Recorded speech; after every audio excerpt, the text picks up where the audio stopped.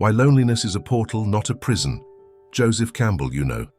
One of the most profound questions I've been asked over the years, and I've been asked it many times, is this: Joseph, in all your study of myths and heroes, what do you make of loneliness?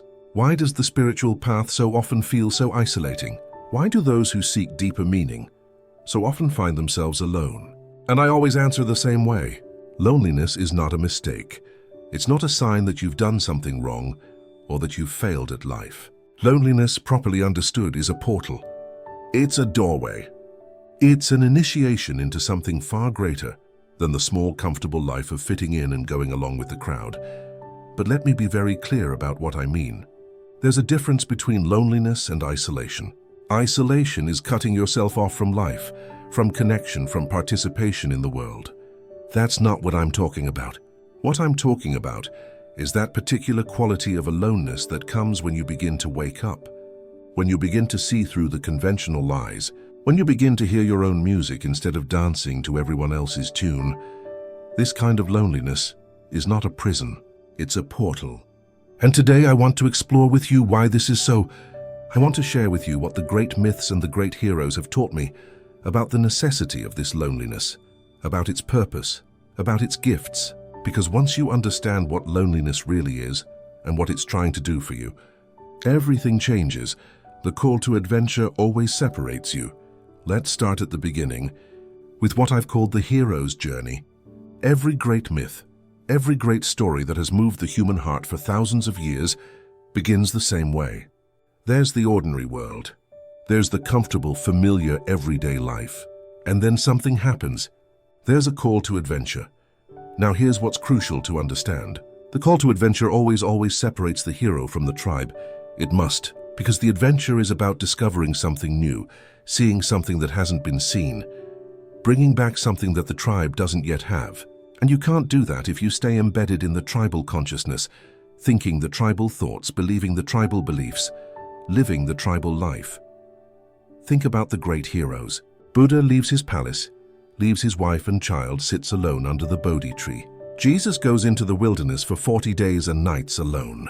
Moses goes up the mountain alone. Muhammad goes into the cave alone. Inanna descends into the underworld alone. Every single hero at some point in their journey must face the abyss alone. This aloneness is not incidental. It's essential. It's the prerequisite for transformation. Because transformation requires that you let go of who you've been. And who you've been is largely defined by your relationships, your roles, your place in the social structure. You're someone's child, someone's friend, someone's employee, someone's partner.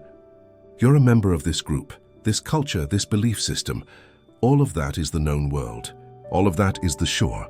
And the call to adventure is the call to leave the shore, to sail off into unknown waters. And naturally, when you do that, you leave behind those who are comfortable on the shore. You become, in a very real sense, alone. I remember a student once asked me, "But Joseph, why does it have to be this way? Why can't we bring everyone with us on the journey?" And I said, "Because it's your journey, not theirs. They have their own call, their own adventure, their own timing. You cannot wait for everyone to be ready. You cannot refuse the call because others are not hearing it. When the call comes, you must answer. And the answer requires that you step out of the collective and into your own individual becoming." This is the first thing to understand about loneliness on the spiritual path. It's not a bug, it's a feature. It's not a problem to be solved. It's a sign that you're doing it right. It's the necessary separation that precedes transformation. The caterpillar must leave the other caterpillars behind to go into the cocoon. The seed must fall away from the tree to become a new tree. When you begin to wake up, when you begin to question the consensus reality, when you begin to see that much of what you've been taught is illusion, you naturally begin to feel separate from those who are still dreaming the collective dream. And this separation is lonely. It's supposed to be lonely. It's the loneliness of the pioneer, the explorer, the one who goes first into unknown territory. But here's what the myths teach us. This loneliness is not the end of the journey. It's the beginning. It's the threshold. It's the portal. On the other side of this necessary aloneness is a deeper connection, a more authentic community, a truer belonging. But you can't get there by refusing to leave. You can't find your tribe until you first left the tribe that was never really yours. In loneliness, you meet yourself. The second profound teaching about loneliness is this. In loneliness, perhaps for the first time in your life, you actually meet yourself. Not the self that's been constructed by society, by your family, by your culture, but the real self, the authentic self, the self that exists prior to all the conditioning and all the roles. You see, most of us have never been alone. Not really. Oh, we've been by ourselves physically, perhaps. But even when we're physically alone, we're carrying the voices of others in our heads. We're thinking about what they think of us. We're imagining their judgments. We're rehearsing conversations with them.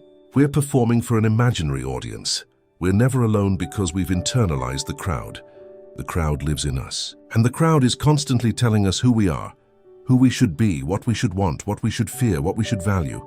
The crowd is the voice of the collective, the consensus, the conventional wisdom. But when you enter into real loneliness, when you really sit with the aloneness, something extraordinary happens. The voices of the crowd begin to fade. The imaginary audience disappears. The social performance stops. And in that silence, in that emptiness, you begin to hear another voice, a quieter voice, a deeper voice, your own voice. This is terrifying at first, because what if you don't like what you find? What if, without the crowd to tell you who you are, you discover that you don't know who you are? What if you find out that the person you thought you were was just a role you were playing, a mask you were wearing, a character you were acting? This is the dark night of the soul that the mystics speak of. This is the descent into the underworld. This is the belly of the whale. You go down into the depths of yourself, into the darkness, into the unknown, and you're alone there. The crowd can't come with you. Your friends can't come with you. Your family can't come with you. This is your journey into your own psyche, your own soul, your own being. I think of the story of Inanna, the Sumerian goddess who descends into the underworld. At each gate, she must remove a piece of her regalia, her crown, her jewels, her robes. She must strip away everything that identified her, everything that gave her status and power and identity, until finally, she arrives naked before Ereshkigal, her dark sister, the queen of the underworld. This is what loneliness does. It strips away the false identities. It removes the masks. It takes away the props and costumes of the social self. And you're left with what? With nothing? No, with everything. With your essential being. With what you are before you became what others wanted you to be. In the myths, this moment of ultimate aloneness, this moment of being stripped bare, is always the turning point. It's the place of death and rebirth. Inanna is killed and hung on a hook. 3 days later, she's brought back to life. Jesus dies on the cross, descends into hell, rises on the 3rd day. The pattern is always the same. You must die to the false self, and in that death, in that aloneness, the true self is born. So loneliness is not just a portal. It's a crucible. It's the furnace in which the false self is burned away and the true self is forged. And yes, it's painful. Yes, it's difficult. Yes, it requires courage. But it's also the most valuable work you can do. Because until you've met your true self, until you've encountered what you really are beneath all the layers of conditioning, you cannot truly live. You can only perform. You can only act out the scripts others have written for you. Loneliness gives you the space, the silence, the solitude to do this essential work. In loneliness, you're not distracted by the crowd. You're not performing for others. You're not seeking their approval or fearing their judgment. You're just there with yourself. And in that presence, in that meeting, everything becomes possible. Loneliness teaches you to stand alone. The third teaching of loneliness is perhaps the most practical and the most empowering. Loneliness teaches you to stand alone. And once you can stand alone, once you've developed that capacity, you become genuinely free. You become genuinely strong. You become genuinely yourself. Think about it. Most of our behavior is driven by the fear of being alone, the fear of being excluded, the fear of being rejected. We compromise our truth to fit in. We hide our authentic feelings to be accepted. We perform roles we don't believe in to maintain our place in the social structure. We're so terrified of loneliness that we'll do almost anything to avoid it. This is what makes us manipulable. This is what makes us controllable. This is what keeps us small and safe and conventional. The fear of loneliness is the invisible chain that binds us to the collective, to the tribe, to the crowd. As long as we're terrified of being alone, we can never truly be free. We'll always be negotiating, always be compromising, always be dancing to someone else's tune. But when you've been through loneliness, when you've sat in it, when you've discovered that you can survive it, even thrive in it, everything changes. The invisible chain breaks. The fear loses its power. You discover that you don't need the crowd's approval to be okay. You don't need constant companionship to feel whole. You don't need to belong to be yourself.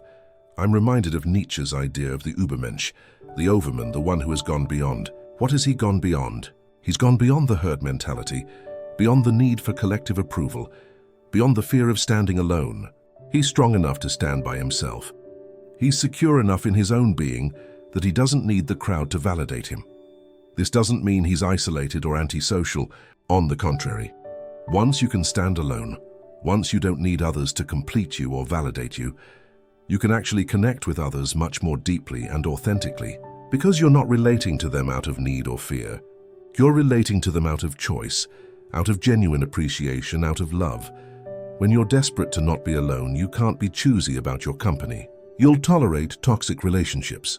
You'll accept crumbs of affection. You'll stay in situations that diminish you because you're so terrified of the alternative. But when you've made friends with loneliness, when you know you can stand alone, you become much more discerning. You don't accept relationships that require you to betray yourself. You don't participate in communities that demand you hide your truth. This is what I mean when I say loneliness is a portal to freedom. It frees you from the tyranny of belonging. It frees you from the need to conform. It gives you back to yourself. And once you have yourself back, once you're standing in your own center, you can then choose how to relate, who to connect with, where to belong. But now it's a choice, not a desperate need. In the hero's journey, there's always a moment when the hero must face the supreme ordeal alone. No helper, no guide, no companion can go with them. They must face the dragon alone. They must enter the cave alone. They must die alone. And in that aloneness, they discover their true strength, their true courage, their true capacity. This is what life is doing when it gives you loneliness. It's testing you. It's training you. It's asking, can you stand alone? Can you be your own authority? Can you trust yourself?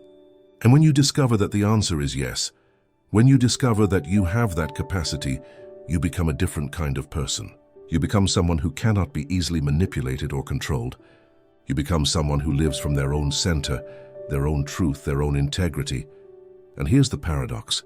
Once you can truly stand alone, you're never really alone, because you've discovered that what you are is not separate from the universe.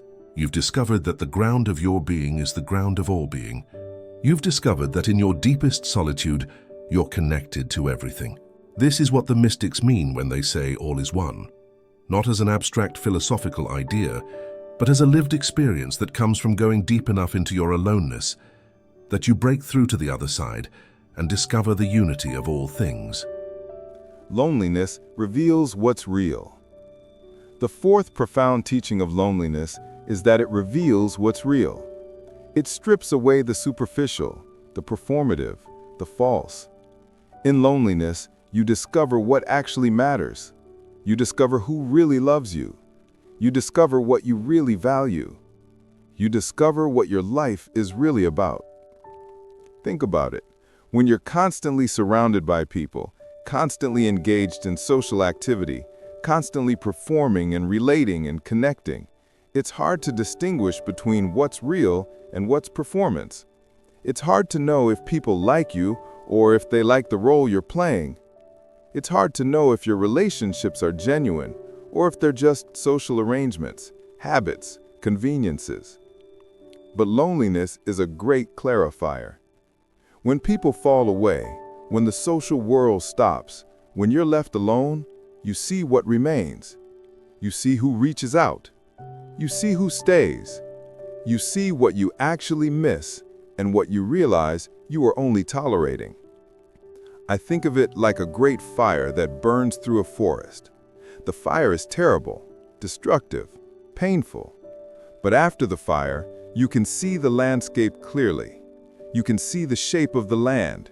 You can see what survived and what was merely fuel for the flames. Loneliness is like that fire. It burns away the inauthentic, and what's left is what's real.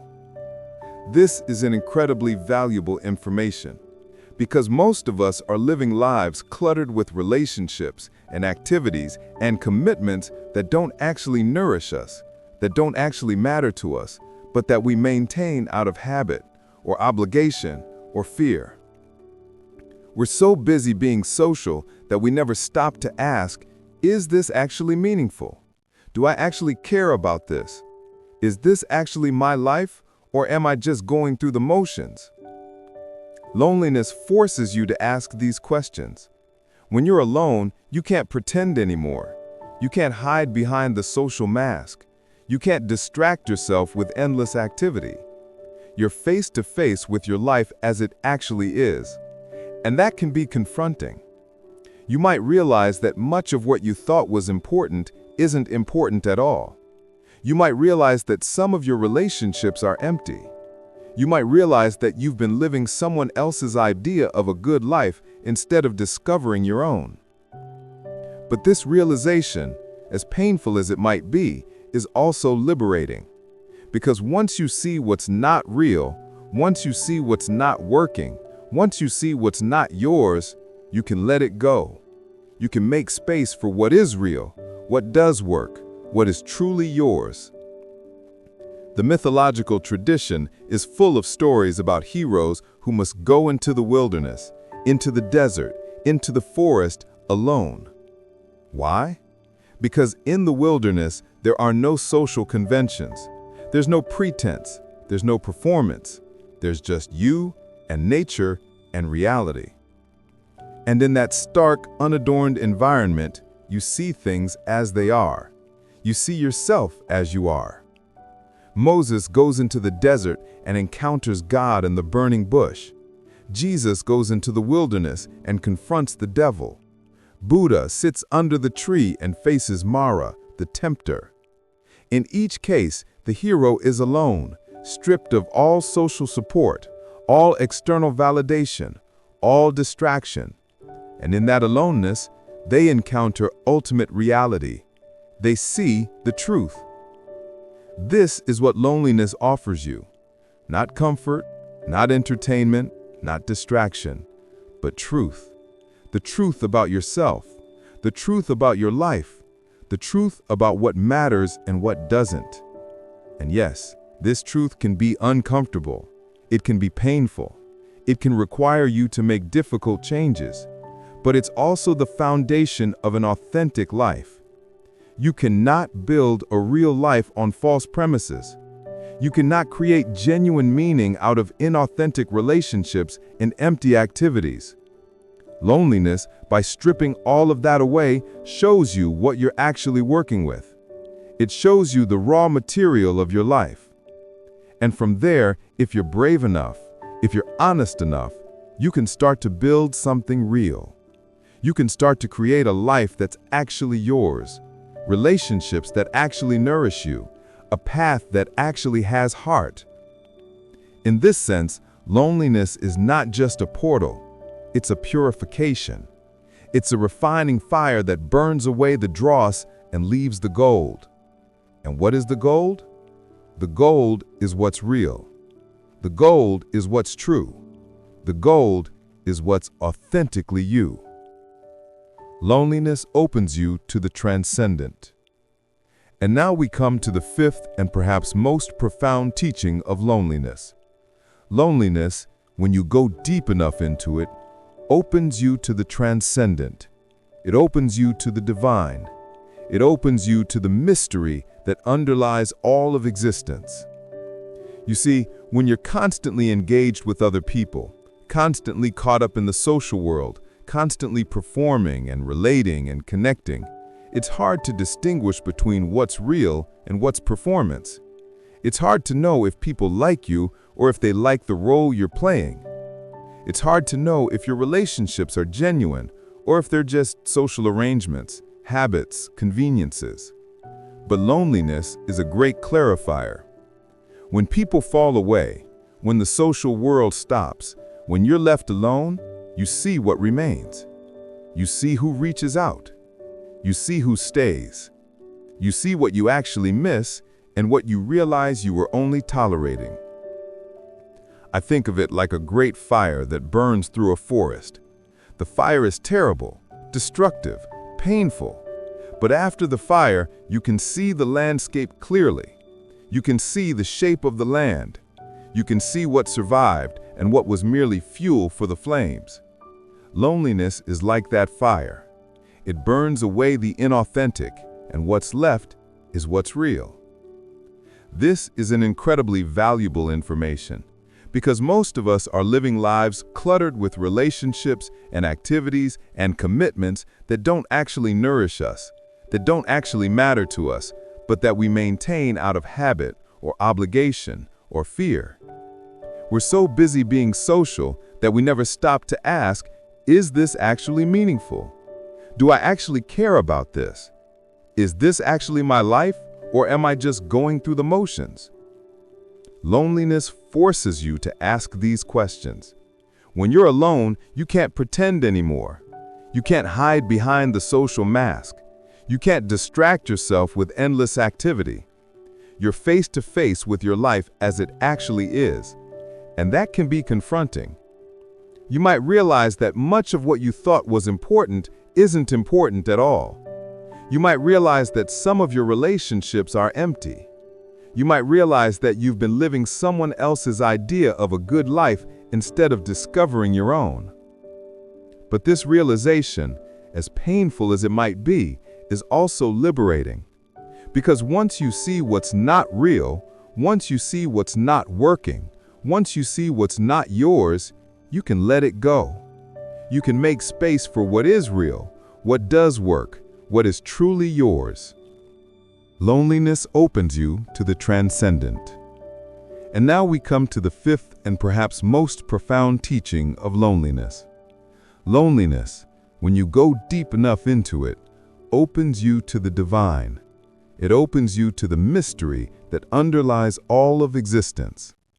You see, when you're constantly engaged with other people, constantly caught up in the social world, constantly thinking and talking and doing, there's no space for anything else. Your consciousness is completely occupied with the horizontal dimension of life, the dimension of relationships, activities, projects, concerns, the human world. But when you're truly alone, when the social noise stops, when there's nothing to do and nowhere to go and no one to be, something extraordinary can happen. You begin to notice the vertical dimension, the dimension that connects you not to other people, but to the source of all being, the dimension of the transcendent, the eternal, the divine. This is why all the great spiritual traditions emphasize solitude. The Desert Fathers, the hermits, the monks in their cells, the yogis in their caves. They understood that to experience God, to encounter the ultimate reality, to know the ground of being, you must first become still. You must first become quiet. You must first become alone. Because God, or the divine, or ultimate reality, whatever word you want to use, cannot be found in the crowd. The crowd is too loud. The social world is too distracting. The ego is too busy performing and defending and grasping. In the midst of all that noise and activity, there's no possibility of hearing the still, small voice. There's no possibility of seeing the light that shines in the darkness. There's no possibility of feeling the presence that's always here, but so easily overlooked. Loneliness creates space, and in that space, the transcendent can enter. Or perhaps more accurately, in that space, you can finally notice that the transcendent has been here all along. You've just been too busy, too distracted, too identified with your social self to perceive it. I think of the story of Elijah in the cave. God tells him to stand on the mountain because the Lord is about to pass by. And there's a great wind that tears the mountain apart, but the Lord is not in the wind. And there's an earthquake, but the Lord is not in the earthquake. And there's a fire, but the Lord is not in the fire. And after the fire, there's a still, small voice, a whisper, a silence. and that's where God is. This is what loneliness offers: the still, small voice, the whisper, the silence. In the absence of all the noise and commotion and distraction of the social world, you can finally hear it. You can finally perceive the presence that's been here all along, waiting for you to become quiet enough to notice. And when you do notice, when you do enter into that silence, into that presence, everything changes. You realize that you've never been alone. How could you be? The ground of your being is the ground of all being. The consciousness that looks out through your eyes is the same consciousness that looks out through every pair of eyes. The life that animates you is the same life that animates the trees, the stars, the galaxies. This is the great paradox of loneliness. When you go deep enough into it, you discover that aloneness is an illusion. You discover that what you are is not separate. You discover that you're connected to everything, woven into the fabric of the cosmos, participating in the great dance of existence. The Upanishads say, Tat Tvam Asi.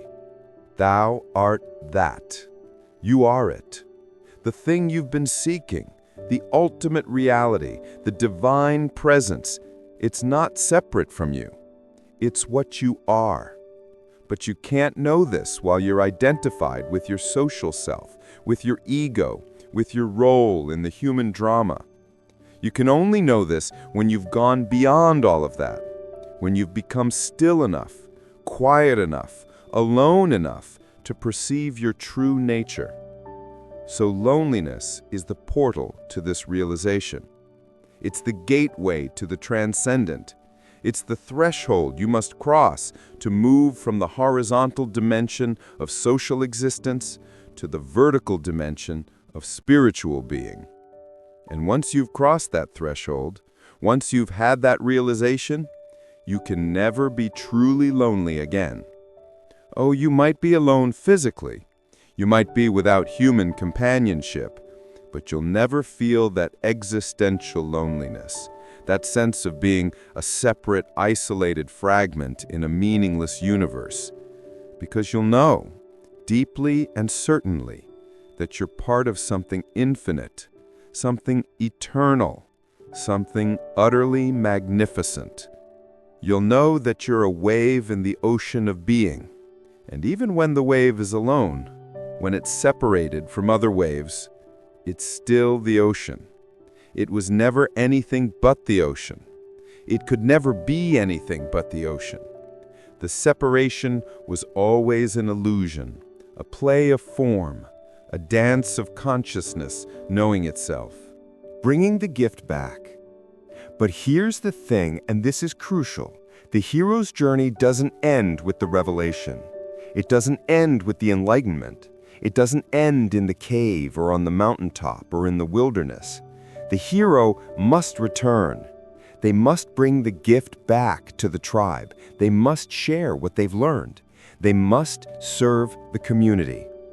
This is the final movement of the journey, and it's essential, because if you stay in your loneliness, if you remain isolated, if you never return to the world, then you've missed the point.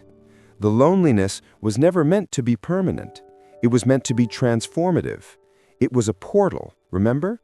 And a portal is something you pass through, not something you live in. You went into the loneliness as one person, and you come out as another. You went in as someone who needed the crowd's approval, who feared being alone, who didn't know their true self. You come out as someone who can stand alone, who knows their authentic nature, who's connected to the transcendent. And now you have something to offer. Now you have a gift to give. This is the pattern in all the great myths.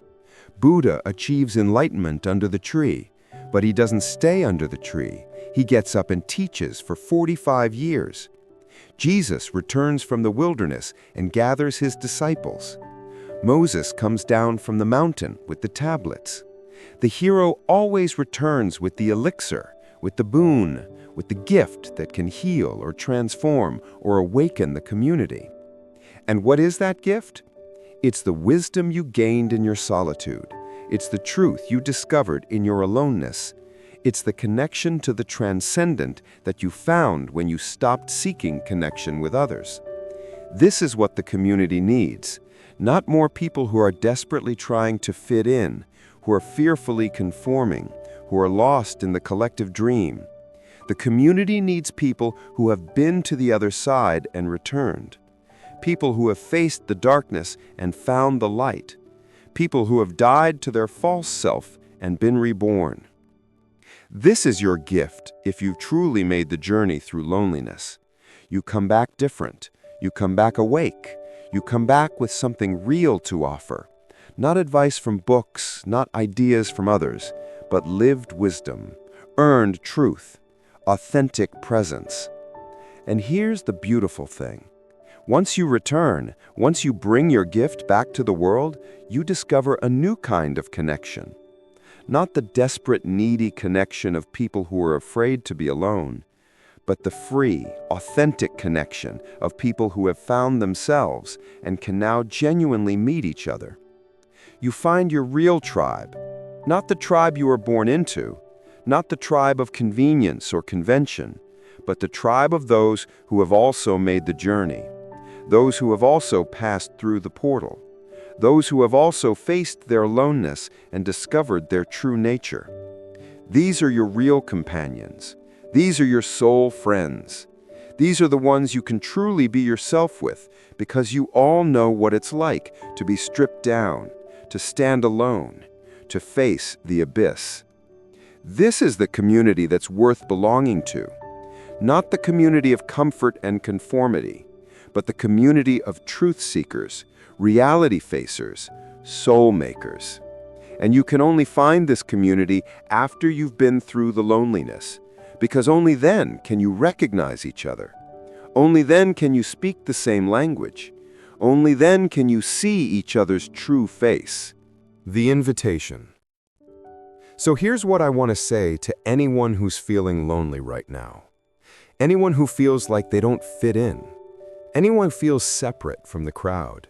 Anyone who's questioning the consensus reality and finding themselves increasingly alone. Don't resist it. Don't fight it. Don't try to make it go away by desperately seeking companionship or throwing yourself into social activity or numbing yourself with distraction. Instead, lean into it. Explore it. Let it teach you. Your loneliness is not a punishment. It's not a sign that something's wrong with you. It's not evidence that you're unlovable or broken or weird. Your loneliness is a call to adventure. It's an invitation to the hero's journey. It's the universe saying it's time. It's time to leave the comfortable shore. It's time to sail into unknown waters. It's time to discover who you really are. Yes, it's scary. Yes, it's uncomfortable. Yes, it requires courage. But so does everything worthwhile. The hero's journey is not for the faint of heart. It's for those who are willing to face themselves, to stand alone, to go into the darkness trusting that there's light on the other side. And there is light on the other side. I promise you this. Every person who has made this journey, every mystic, every awakened being, every genuine spiritual teacher, they all went through this loneliness. They all faced this separation. They all walked through this portal, and they all discovered something magnificent on the other side. They discovered their true self. They discovered their connection to the divine. They discovered that they were never really alone. They discovered that what they are is infinite, eternal, indestructible. And they discovered a freedom, a joy, a peace that doesn't depend on circumstances or relationships or social approval. This is what awaits you in your loneliness. Not endless isolation, not permanent separation, but transformation, awakening, liberation. The loneliness is not the destination, it's the doorway. It's not the prison, it's the portal. So walk through it. Have the courage to be alone. Have the courage to face yourself. Have the courage to let go of the false supports and discover what you really are. And when you do, when you make that journey and return, you'll bring back a gift that the world desperately needs. You'll bring back the truth that loneliness is not something to be feared and avoided. It's something to be honored and embraced. It's the crucible of transformation. It's the pathway to authenticity. It's the portal to the divine. This is what the myths have been trying to tell us all along. This is what every hero's journey is really about. Not the specific adventures or monsters or magical objects, but the fundamental pattern of leaving, transforming, and returning. Of going into the aloneness and discovering what's real. Of dying to the false self and being reborn as the true self. Your loneliness is calling you to this journey. Will you answer the call? Will you have the courage to step through the portal? Will you trust that on the other side of this necessary aloneness, there's something more beautiful, more true, more real than anything you've known before? I hope you will, because the world needs heroes. The world needs people who have made the journey. The world needs your gift. But first, you must be willing to be alone. You must be willing to face yourself. You must be willing to pass through the portal. And when you do, when you return transformed, we'll recognize you. Those of us who have also made the journey. We'll see the light in your eyes. We'll hear the truth in your words. We'll feel the authenticity of your presence. And we'll welcome you home.